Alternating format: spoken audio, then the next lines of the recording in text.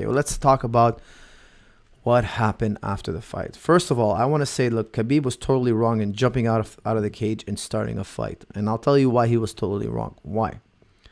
Number one reason, he could have started a fight in the crowds. He could have started a nightmarish scenes where thousands of people are brawling in the stands. And people would be sent to the hospital in truckloads. Okay, we don't want to see that. It would be such a bad thing for the sport. But more importantly, people would get hurt. Innocent people would get hurt. People who are not there to start a fight would get locked up with drunk spectators fighting, throwing punches at whoever. This is not something any of us should condone. Okay, it was totally 100% wrong. Okay, I'm not gonna sit here and preach you guys' ear off. Let's just all agree it was wrong. There's no way to justify putting at risk everybody's health in the arena, because that was a big catalyst for a brawl. Okay, a riot. Let's call it a riot. Now, there's a lot to this story. First thing of all, I believe that the McGregor team,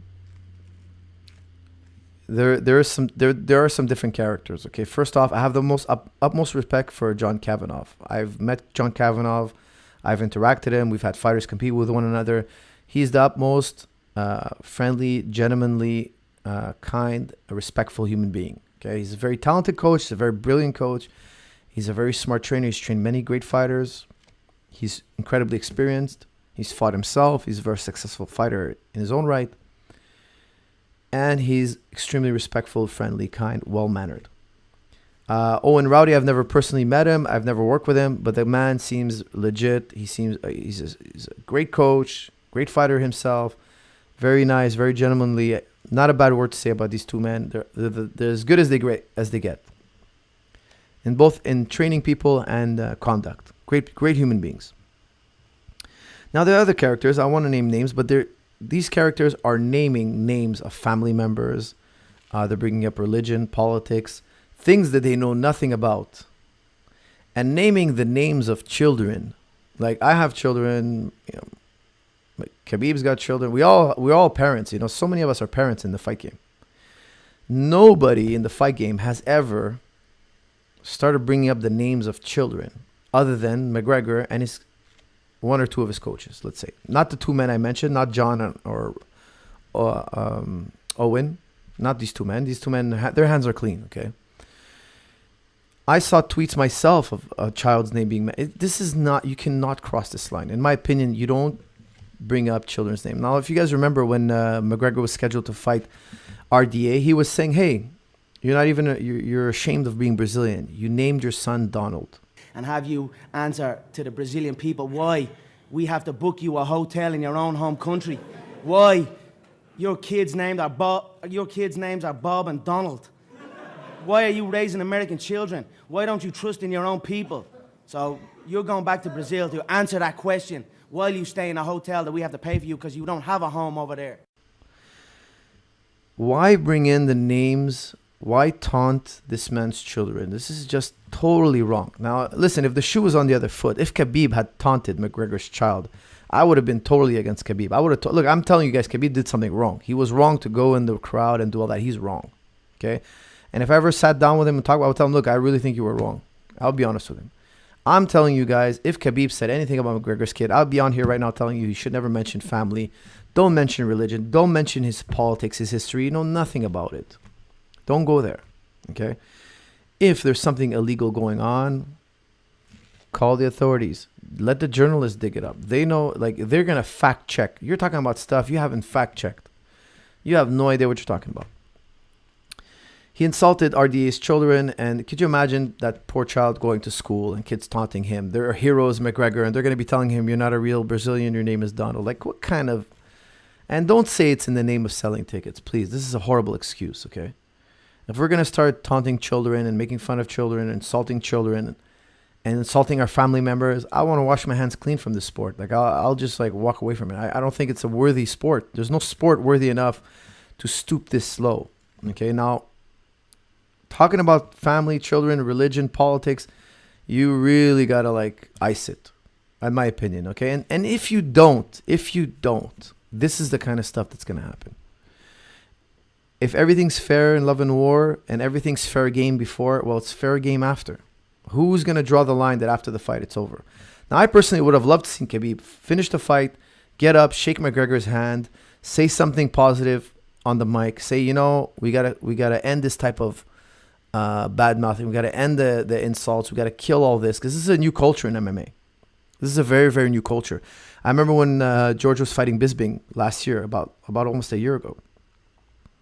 And we're at the press conference, and the crowd was just insulting the fighters, hissing at the fight. The crowd was so, like, they were so rowdy. And George turned to me after and said, man, I don't remember it being like this. It's so different now. The crowd before, it was more positive. They were more energetic, positive. There's just a better, positive, more positive energy. I said, George, this is a new era, man. There's a new culture in town. Ronda Rousey era and then the McGregor era. Everybody now is a badass. Everybody now has got a chip on his shoulder. Everybody's got a witty insult. And many fighters, I don't want to say all the fighters, a lot of fighters started to follow suit. They started thinking, hey, I want to be somebody who gets recognized. I want to be somebody who's known. I want to be somebody with sponsors. So they start kind of like, you saw more and more trash talk in MMA, a lot more and more trash talk. And I think what happens is it escalates. Everybody wants to be wittier. Everybody wants to be more and more provocative. And all of a sudden you're talking about things you have no business talking about. You're talking about things that are too personal, and that after the fight we're not going to be able to we're not going to be able to reconcile. You know, so I like it as well. When the fight's over, it's over, guys. I'm with you on this. For those of you who are saying, look, the fight's over, it's over. I'm with you. However, if we don't draw a line, if there's not an etiquette in MMA, if there's not an etiquette where, you know, we keep it man to man. I might make some comments about your game. I might tell you, I think I'm going to beat you. I get it. I'm going to strut my stuff. I'm going to try to intimidate you. I'm going to try to get in your head. I get what Conor McGregor is doing. I get it. But there is a line we should not cross. There is a line. And where is that line? You know, it's a judgment call. You know, there's no logical, objective line that I'm going to be able to draw that everybody's going to agree upon. You know, I have my line, you have your line, and I think we can all agree, at least the majority of us can agree, that talking about someone's father, talking about somebody's children, talking about political issues you have no business talking about. Talking about a man's family. I mean, it's just absurd. This is absurd. It's not a sport anymore. Now we've taken the gloves off. So I think, you know, especially in diverse cultures, if those of you who don't know, you know, there are other cultures in the world. Some people take their father and mother very seriously. Especially in Islamic culture, Christian culture, Jewish culture, the parents are like up here. They're on a pedestal, you know. And Khabib's father, I mean, raised him. You know, I mean, the man raised him. So I have the utmost respect for his father. I would never go there. That's just absurdity. You just never go there. Conor had written an Instagram post about your dad calling him a coward. Did that affect you in any way? Most important is 6 October. Now he can talk whatever he want. He gonna talk, I know. And 6 October is most important. For me, it's most important 6 October. When cage closed, we're gonna watch. The Chechen people know what I'm talking about when I call this man a coward. When I call his father a quivering coward. Which Chechen? Him and Kadyrov were at a mosque together, and he posts a picture of Kadyrov on his Instagram site. Kadyrov is the Chechen dictator, a crazy man, don't get me wrong. But Khabib's father, lick arse oh fucking Houlihan, posts a picture of Kadyrov at this mosque, and Khabib's father posts a picture up, and the caption is, "Together we are stronger." It's such fake respect out of fear. The Chechens know, the Chechen people know that if the tables were turned and there was an opportunity for his father to stab that man in the back, he would do it in a heartbeat to take over. And he did not do nothing. And that's why he is a quivering coward, because he showed fake respect out of fear. And that's where that came from. And it was wrong what Khabib did, but if you bully a man, be ready to face him. If you bully a man, be ready to face him. I don't know if you guys saw, but there's a fight that happened after the event. Okay, so everybody was clearing out of the event. There was a fight in the arena outside near the popcorn area, the drink area. One Irishman was giving the finger to a bunch of Russians. They had kind of like encircled a bunch of Russians. He was giving them the finger. He was waving the finger, taunting them. And this Russian guy comes up and lays him out. Boom, punches him, knocks him out flat. Now, was the Russian right to hit him? No, he was totally wrong. The Russian guy should not have hit him. Don't hit the guy. That's assault, 100%. However, if that Irishman was my friend and I was there with him, I would have told him, after I would have revived him, I would have protected him, I would have took him back to the hotel room, I would have told him, how dumb are you to go and wave your finger around? You're provoking them. You're provoking them. You're drunk. These people don't drink. They don't fight. They weren't bothering you. You went up to him and you taunted him. And then the guy kind of kicked his hand and it started a little scuffle and he hit him.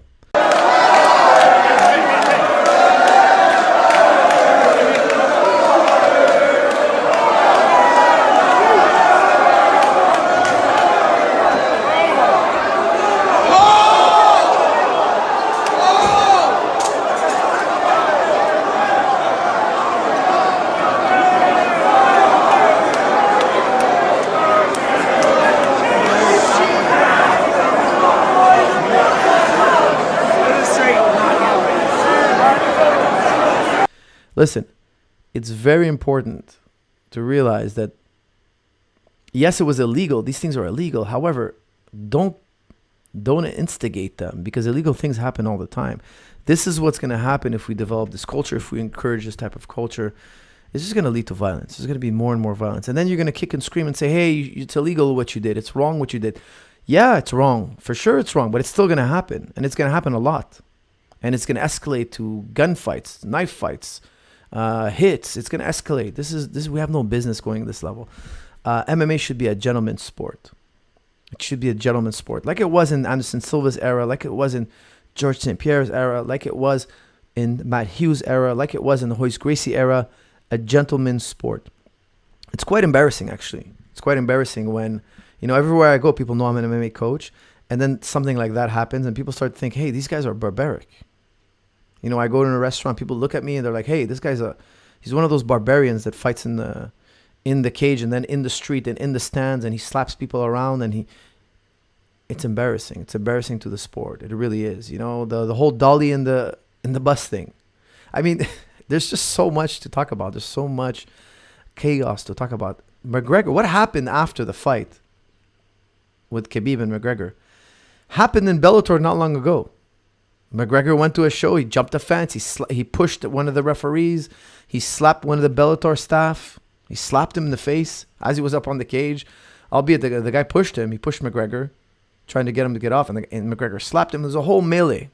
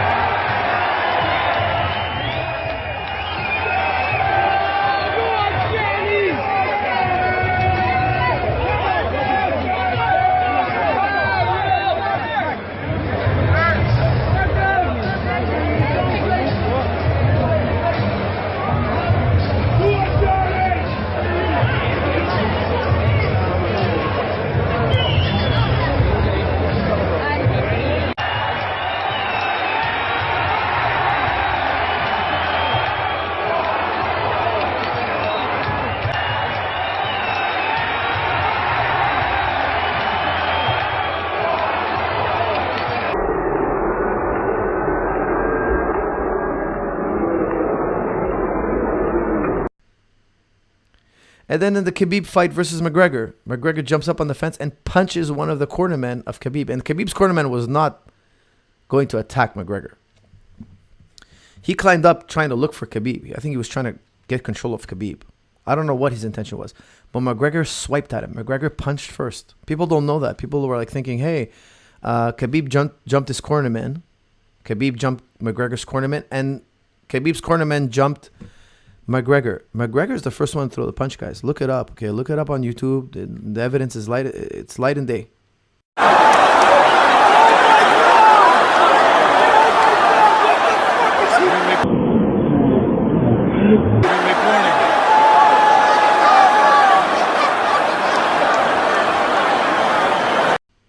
McGregor throws the first punch, and then Khabib's cornerman attacked him. Okay, at least that's how I saw it. I looked at the footage.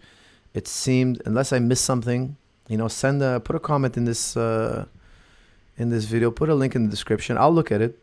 But from what I saw, McGregor threw the first punch. And then the cornermen jumped in on him. And I still think the cornermen were wrong. I think they should have grabbed McGregor, controlled him. I wouldn't have hit him, okay? If I got punched, I might have hit him. But if I was an extra cornerman and one cornerman got hit, I would just break up the fight. I would just kind of grab the fighters and separate them. I wouldn't have started throwing punches. But I'll be honest. Like, I think 99% of people, if they got punched by somebody, they would throw a punch back.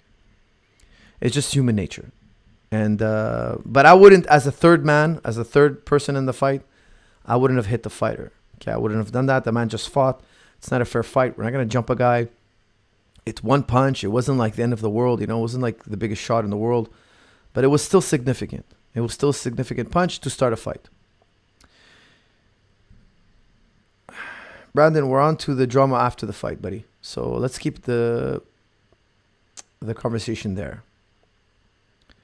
Can't blame Conor for punching Khabib's cornerman when Khabib is punching Conor's cornerman. No, I disagree with you totally there, Chumpy. I have to disagree. If Khabib is fighting with Dylan Dennis, that fight needs to be broken up. I'm not going to go and punch another man. That's escalating the situation.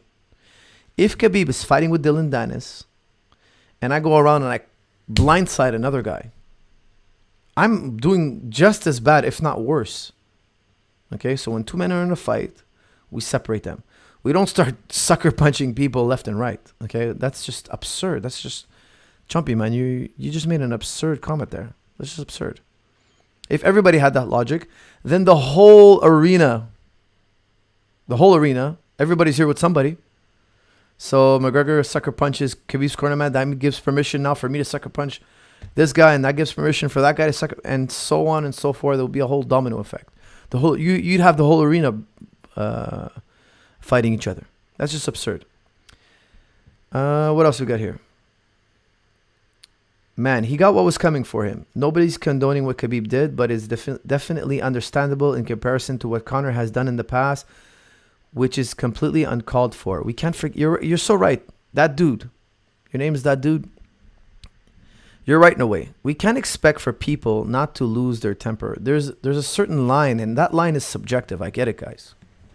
You know, when Conor was throwing those bottles and he hit fans and he was throwing those cans of power, what do you call it, energy drinks, and he hit innocent people, and he threw the dolly in the bus and he got glass in people's eye, people who were fighting.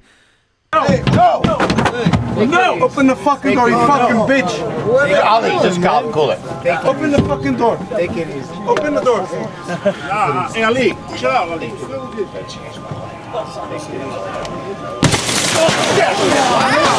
What the fuck, you fucking pussies? Fuck you! Fuck! Back it out! You get the camera out there. Watch out! Sit down, sit down! What the fuck?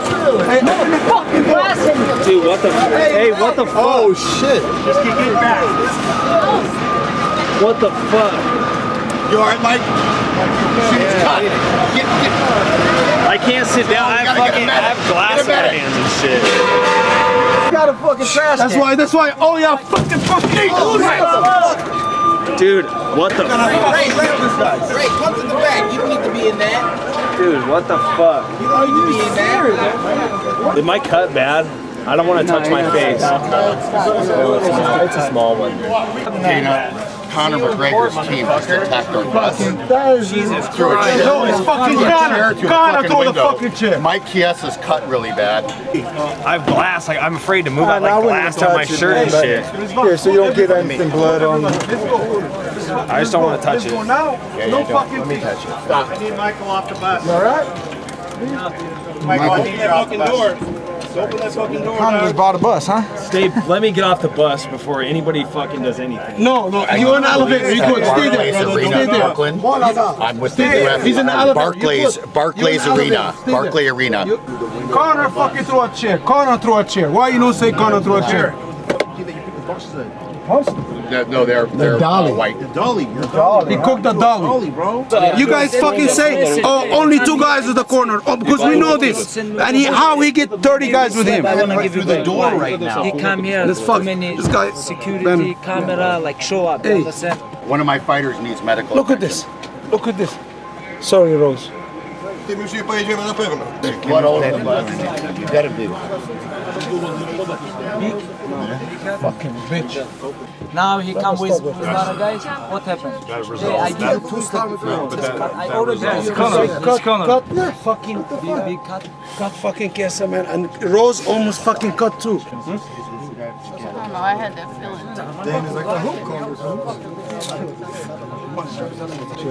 We can't excuse all that. And of course we can say yes, but Khabib intimidated Artem. He kind of grabbed Artem by okay, I got it. I got you. Then fight the man in the ring. Or meet him face to face. He got away from you on the bus, go to his hotel. Demand he meet you face to face. Do it like a man. Don't throw a dolly in the bus and blind other people. He's too, everybody else is so unimportant. You want to throw a can at Nate Diaz's head? He threw a bottle at you first? Okay, meet him outside. Tweet at him. Say, hey, this is the time and place. Let's meet. Don't throw the bottles aimlessly in the crowd. You're hitting maybe young children. You're hitting maybe very, innocent people. There are all sorts of people in the crowd. And you're hitting them, and they're getting these cans off the head. You could seriously injure someone. It seems like nobody else is important. I can do what I want, when I want, how I want. Well, if you have that attitude, eventually you're going to cross paths with somebody who's not going to tolerate it anymore. And there's a level of tolerance I think we should all practice, but there's also a point, guys, where you become a coward. I like turn the other cheek, guys. It's a beautiful philosophy. I love it. It's great. But I only have 1 or 2 cheeks to give you. After that, I'm going to stand up for myself. Because if you let somebody step on you over and over and over again, I believe you're becoming maybe a coward. There's a point where you've become a coward. Now, what is that point? That's for you to use your best judgment. I can't tell you what that point is exactly. I just believe if you let me slap you every day and take your lunch money, and I slap you every day and take your lunch money, and I slap you every day, you better stand up. At one point, man, it is better you die. You better stand up to this bully. There's nothing worse than being oppressed. Stand up for yourself, even if you get a beating. For you young kids listening to this, and you're being bullied, and I've dealt with bullying growing up, stand up for yourself. There's got to be a point where enough is enough. Stand up for yourself, and even if you get a beating, it's better that you trained and ready and you give that bully a beating, and that bully will change. You'll do that bully a favor. That bully you taught him respect. However, you got to do this with, as a last resort. As a last resort. I had no chance. I tried to talk my way out of it. I tried to walk away. I tried to compromise. I tried to turn the other cheek. I tried to be as tolerant as possible. But there's a point where you got to draw a line in the sand. You got to say, you know what? I'm not backing up further than this line. And I've been more than accommodating. I've been more than reasonable. And if you attack me again, I'm going to defend myself. Okay, but that there's a lot of subjectivity there, and I get it. That's part of life. You got to make a good judgment call. When is enough enough? Well, you know what? I think Khabib had enough. Dylan Dennis and McGregor, they talked about names they shouldn't have talked about. I think they went too far. And that's what happens, in my opinion. It's not right, but that's eventually what's going to happen. Bro, what do you think about them using the bus footage to promote a fight? Again, you're promoting a culture. You're promoting a culture. And if the guy who broke the bus and broke the glass and put shattered glass in people's eye, his actions are being promoted. His actions are being used to put him in the spotlight. I might be tempted to do the same thing. Why? Because I want to be rich and famous. I want to win. I want all these big fights. I want my life to change. I want my life to be in the big fights. These young kids, that's how they're thinking. They're thinking, what do I got to do to be the next McGregor? What do I got to do to be next Khabib? Well, that's how a champion behaves. Think about all the kids who saw that promo. They're going to go to school. They're going to be like, you know what? Let me break this window. Let me act crazy like McGregor. People are going to love me. People are going to praise me. I'm going to be the center of attention. If he did that in the 1940s, dude, he would have been deported from the country. He would have been in a lot of trouble. Okay, it would have been unacceptable. It would have been unacceptable. And in a lot of countries today, if you did something like that, you'd be in a lot of trouble. Okay, so I know the justice system is taking him through the ringer. I know he's paying a lot of money, but he's making a lot of money with that behavior. Yeah, he might lose 5 or 6 million here, but he's going to make 20, 30 million here with that promotion. So in the end, the net result, I think he makes money if people tolerate that, if people look up to that. Like for me personally, it makes me not want to watch the fight. It makes me not want to listen to the press conference. It turns me off from the sport, me personally. When I see that kind of behavior, it just turns me off. And when I see guys act like him, I think it's even worse. because you actually fell for it. You're actually influenced by this stuff. You actually put money ahead of everything. You actually will change your behavior. You actually pretend to be Conor McGregor. Conor McGregor is, being who he naturally is. And then you have other people, I don't want to name names, but they're pretending to be him. They're dyeing their hair like him. They're tattooing themselves like him. They're talking like him. If you look at their career 2-3 years ago, they weren't like that. They were soft-spoken, quiet, friendly. Now all of a sudden they're mobsters. They're acting like they're gangsters. They have a different walk, a different talk, a different image, a different personality all of a sudden. They're copycatting. They're doing their best impression. And it's quite embarrassing because you're actually obviously putting up a front. Nobody's fooled by it. Everybody thinks this guy's a fake. He's just trying to be like his hero. And then one day your hero loses and you look even more ridiculous. And you look even worse. Be who you are. Be who you truly are. Behave how you truly feel. Be respectful of people. Respect everyone. I love what Khabib said. Khabib said, hey, my father taught me respect. He taught me to respect others. He said, I don't know what your father taught you, but my father taught me to respect others. What a beautiful message. I don't know what his father teach him, but my father teach me, you cannot never give up and be respect always. This is what my father teach me. I think it's a beautiful message. I'll tell you something. My father taught me respect. And if I disrespected people, I would get a whipping. And thank you so much. Thank you, guys. Thank you for waiting for me here. I know my father gonna smash me when I go home because I know he's gonna smash me. Now, you represent your family. When you go out there, you represent your family. We see how your mother and father raised you. We see what kind of family you come from. If you're acting like an animal, we think your family, maybe they were, they didn't raise you right. This is a common traditional aspect. People want to know, does this person come from a good home? What's his last name? Oh, will you give us his last name? We know his family. We know what kind of people they are. Are they good people? Are they criminals? Are they gangsters? Are they drug addicts? Or are they good, friendly, trustworthy people we like to mingle with? So in my opinion, by using the Dolly bus thing situation, by using that as a promotional tool, you're developing a culture in MMA that in the long run will backfire. And I think it did. It did on Saturday night. That could have been worse than it was. That could have turned out into be a full-on brawl. And with knives and guns outside in the street.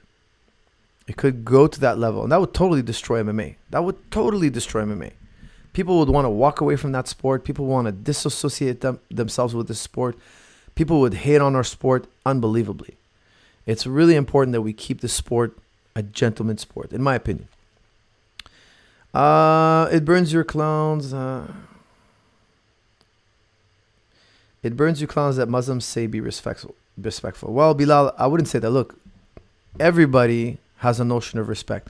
There are respectful Muslims, Christians, Jews, atheists, agnostics. There are respectful people in every realm. It's not a question of religion. However, it is embedded in the religion. That I know. Listen, I'm a Muslim myself. I know the religion very well. It is embedded in our religion. Okay, when you grow up, you're taught to respect your family. It's in the commandments. It's in the book, as it is in Christianity and Judaism. Okay, for those of you not familiar with the Abrahamic faiths, parents is like they're up there. Okay, you don't disrespect your parents. So, with that said, we all know what kind of culture Khabib comes from. So that for him was below the belt, and I understand him because I come from the same culture. Okay. It was below the belt and doesn't justify his actions, but I understand his actions. I might have lost my temper. I would tell you after I calmed down that it was wrong. And I think Khabib, he said it beautifully in the press conference. He says, look, guys, I was wrong. It wasn't my best side. I lost my temper. But he talked about my politics. He talked about my religion. He talked about my father. And he also talked about other things, but Khabib didn't mention it. First of all, I want to say sorry to Athletic Commission, Nevada, sorry to Vegas. I know this is not my best side. This is not my best side. I'm human being, and I don't understand how people can talk about I jump on the cage. What about he talk about my religion? He talk about my country. He talk about my father. He come to Brooklyn and he broke bus. He almost killed couple people. What about this? What about this? So again, it's wrong. but understandable. If we keep hitting each other below the belt, eventually these kind of things will happen. Kobe. Joey says Kobe. I'm assuming you're saying Kobe Covington. Yes, he also crosses the line quite a bit. But his day, I think, he'll cross paths with the right guy eventually. And I think it all comes back to this kind of stuff. In the end, you're just embarrassing yourself because you pile on and you pile on. And then one day it doesn't go right. And then it just, all the blowback comes back your way. All that blowback. Everything you put out will come back your way. Conor said during the fight, it's only business regarding all his trash talking. This is quite a deep, honest moment. But this whole fight showed secular liberalism versus different culture. Well, I don't know about secular liberalism. Listen, if you're saying it's just business, if it's just saying you're just hype. 15 minutes in the books. We head to the championship rounds. That means, listen, I'll say anything and do anything for money. Where we don't all feel that way. Personally, if you offered me $1 million to go out publicly and insult another man's father, I wouldn't do it. Literally talking to you now. If you offered me $1 million, you put it on the table, cash, make it 10 million. I wouldn't do it because my honor, my respect for myself is priceless. Now, I know this might blow not everybody's mind, but a lot of you out there might be like, what? This guy's crazy. I would do anything for $1 million. I would insult my own mother publicly for $1 million. I know a lot of people are thinking that way.